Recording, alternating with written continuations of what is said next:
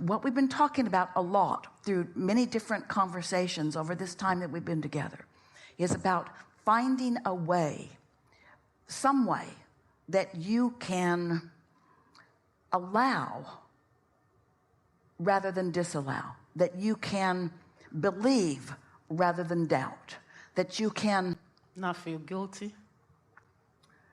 Yeah. Feeling guilty is a long way from alignment. Feeling guilty will cause your abundance to come in the weirdest ways. But feeling blessed, and you must be feeling sort of kind of blessed or it wouldn't be coming like it is. But you know what it is? We're right back to something that we keep talking about, and that is your relationship with other people is the reason that you feel guilty. And let's give some of the credit to them about that, because they're observing you and they're having knee-jerk responses to how you're living and what you're getting. And they're often in their shortage consciousness taking score. Why are you getting that? And why am I not getting that? But if that's what they're feeling and you haven't tuned up before you went over there, then they own the room. Then they're attracting from you rather than you attracting from them. Who's going to own the room? Are you going to tune in so you have true power to uplift and true power to inspire? Or are you going to be sloppy in your thinking and walk in and worry about how people feel about things and then observe them feeling the way they feel about it and then resent feeling guilty because of their lack of ability to feel abundance? You got to own the room. You got to understand how they feel. It's all right that they feel that way. That's what their life is showing them so far. But it's temporary. It's not even real. It's old news. They've got a vortex. They've got a vortex like you do. And the abundance is ripe and ready for them. And it's being revealed to them too. And you want to, through your ability to receive for yourself, teach to the clarity of your example. You can't deprive yourself and teach anyone else abundance. You can't feel guilty and therefore pinch yourself off from the well-being that is showering down around you and do any good for anyone. You've got to embrace your own fantastic, dynamic, ever-changing receiving of well-being. You have to get glimpses into your vortex. You have to let yourself feel about you like your inner being feels. You have to come to know yourself as your inner being knows you. You can't let those who didn't know who they are teach you who you are. You can't let those who have deprived themselves of love teach you what love is when they don't have it in their heart. You can't allow people who are confused and afraid set the standard of how you feel about life or how you behave in your life.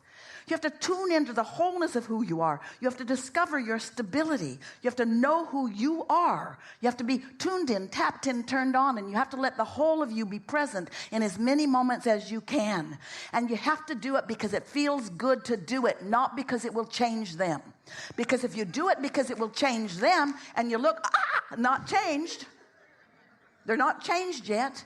Now your attention upon them not having been changed puts you in your place of no power. And then they own the room again.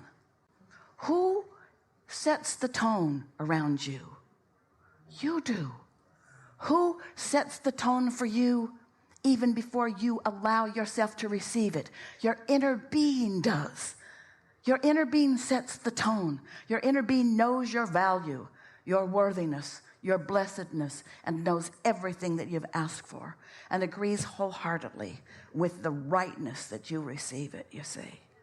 We have not interacted with one with a sometimes purer heart than you have.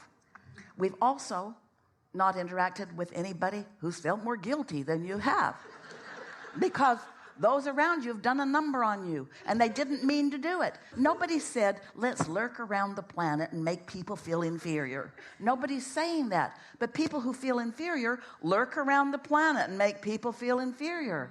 Those who are poverty consciousness lurk around the planet and spread the virus of not enoughness, you see. You just got to decide who you are. And it's not hard to do, because your inner being is reminding you on a steady,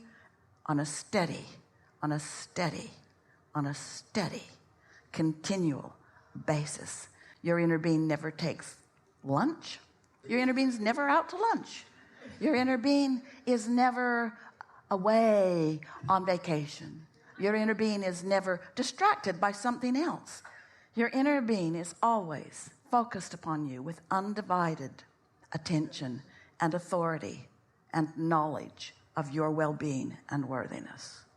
It's a good time to acknowledge that, to walk around in this world knowing that things are working out for you and everyone else, but things are working out for you. And here's something that will help your guilt subside almost immediately.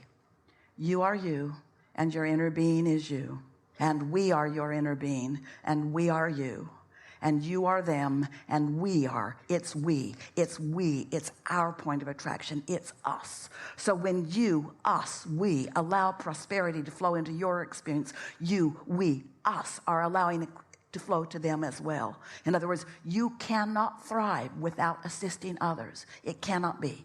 You're not selfishly depriving someone else of something when you allow it for yourself. When you allow it for yourself, you are attracting it. We, us, we, ours.